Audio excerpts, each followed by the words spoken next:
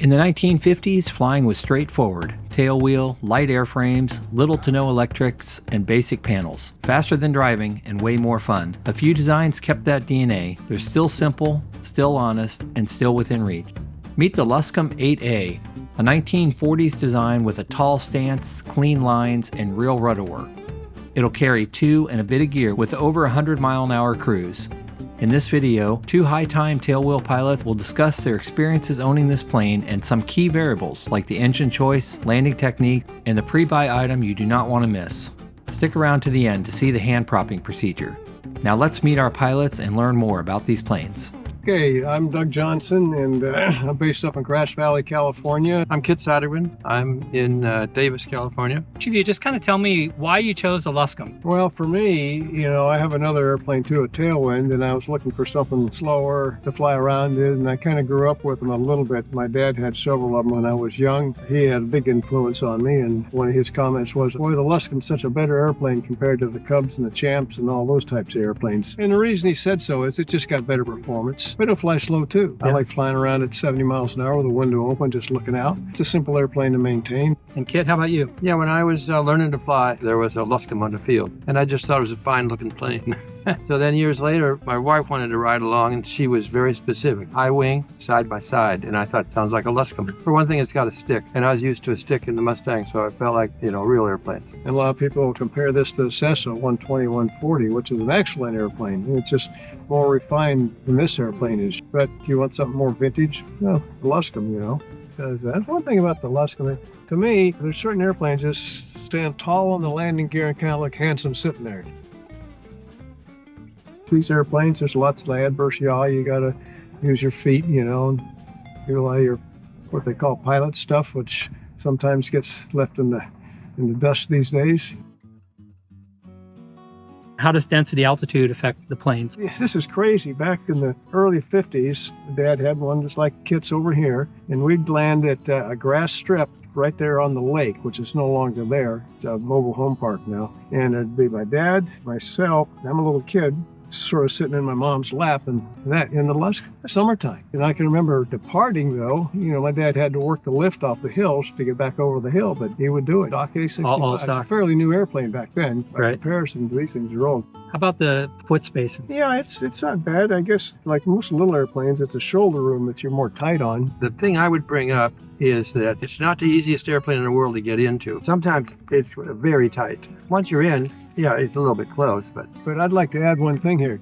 You're talking to two, not that older guys, shall we say. We're stiff and arthritic and all that. yeah, We're just lucky that we're out here doing what we're doing. What's your best landing technique? I land 3-point, pretty much exclusively. Although I know I should be able to do wheel landings, so I'll do wheel landings for a while. But I'm probably good to about 10 knot crosswind. And if it's more than that, then I'll go someplace else. In reference to 3-point landings, I do that 99% of the time. But a lot of times I do a wheel landing too, and I've had to do that because sometimes the wind can be such you need to fly it on. If I'm concerned about it, so this is going to be fun. So then I'll probably try to fly it and put it on the wheel. And I usually have to be on one wheel because of the crosswind or something. When you fly with 2 people, how much baggage can you carry? And Well, technically speaking, my place with 2 people and probably about 40 pounds of bags, and that's about it with full gas. Yeah, these are both 8As. His is an original, pristine stock airplane. The way it left the factory, the way it's supposed to be, has been unmolested. Stock engine, prop, and all that. This one here has been modified a bit. It's got tanks put in the wings, and the reason for that is it's got a little bit bigger engine in it. It's got a Continental C90, a little more power. Those are some of the mods. It's interesting to note, too, that the 90 horsepower, more power and all that. But when we take off together, side by side, that little 65 with the longer prop and everything, he could out-accelerate me for a while. To about 700 feet Yeah. on top. yeah, wow. After that, They're both great airplanes. What would be kind of the first things you'd want to upgrade if you got one? Like we said earlier, one like Kit's, really hard to beat. A light, unmolested 8A. For me, I was looking for the handling of Kit's airplane, but I wanted a little bit more power. In the little 4-cylinder Continental series, it starts out 50 horsepower, and they've worked all the way up to the 0200. It's 100 horsepower, and yet they're the same physical dimensions. Putting a little more power in and keeping the same look, the same cowling and all that. One thing that a lot of people want to put on them is a different tail wheel. They came with older style tail wheels, and somebody down in Temecula around there someplace makes these for $400 on spruce. They just don't wear out. They just keep going, and they're light and simple, and so that's an STC that you'd want to stick on. It made the airplane quieter. This is an aluminum cone here that you're sitting pointing at you. If you got a hard tail wheel, they are very noisy. And when I switched to this, which is a pneumatic, put that in, first thing I noticed is, wow, it's really quiet. Did that thing fall off? How about GPS and like adding some modern accoutrements to it? You know, we both are just navigating. Today I have an iPad. That does everything I need. And I just put in an ADS-B in, which was $250, you know. Connect a little battery to it, and suddenly on your iPad, other traffic shows up. They seem to be pretty reasonably priced. They are. It's an interesting thing. I never understood because, like my dad would say, the Luscombe's such a better airplane. It outperforms all those other little flivvers. Yet the demand has never been high for the airplane. You're right. The values compared. You have a Cub that looks like this. They're going to ask, what, $70,000 for that? It's crazy. Yeah. If they were going up because they're in the light sport category, the FAA changed those rules, and so I don't think that's doing the resale value any good at all. I don't know if we're going to get rich on these planes. No, we ain't getting rich. Another thing nice about the Luscombe is that the Luscombe group is very well organized, active. Whatever's going on in your airplane, there'll be somebody that has had that experience. And you were asking earlier about maybe some things to look out for when you have a Luscombe or buying one, and I got some bad luck. There's a deal on Luscombes when they have a hard light like this one it had. This front doorpost here can be subject to cracking. And when that happens, that's a big repair. And unfortunately, I found out the hard way. For a prospective owner, Yeah, to look real carefully at the junction of the gearbox and that door frame. Yeah. In reference, if you're going to buy one, if you want something nice, like a good friend of mine said, instead of thinking about fixing it up yourself, Yeah. buy one somebody else already gold-plated. Really, because they're not going to begin to get their money out of it. One other thing I want to ask you. Okay, so what does the S mean on the Cowling?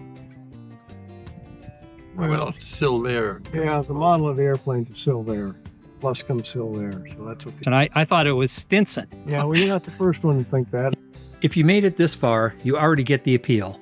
Many Luscombe owners keep their planes light by skipping electrics and no starter, so they fire the engine the old school way, starting by hand. Hand propping is a disappearing art, but for Doug and Kit, it's part of the charm. Light, simple, vintage. Watch as Doug walks through his safety checks and demonstrates a proper start. Now remember, this is illustration only, and if you're going to do this, make sure you know what you're doing and get qualified instruction before you try it. All right, Doug, show us how it's done. Tail's tied down, if at all possible. And the wheels are chocked. And in this case, the park and brake works, so the park and brake on also. So we've got three things going for us to hold the airplane down. So today we're going to do a hot start on this thing. So I start here, turn the gas is off. I've got a little tool I've made to set the throttle so the RPM when it starts is always the same. On an airplane, a 32nd of an inch of movement on this throttle can make a big difference on the amount of RPM the thing has. And there's a big difference between the amount of thrust at, say, 600 RPM and 1200 RPM. And then if it's the first start of the day, I give it one shot of prime. But since it's already run today, it's not going to need that. And then the flow. Fuel valves are off, throttle set, primer not needed. Magneto switch is on, and the park and brakes are set.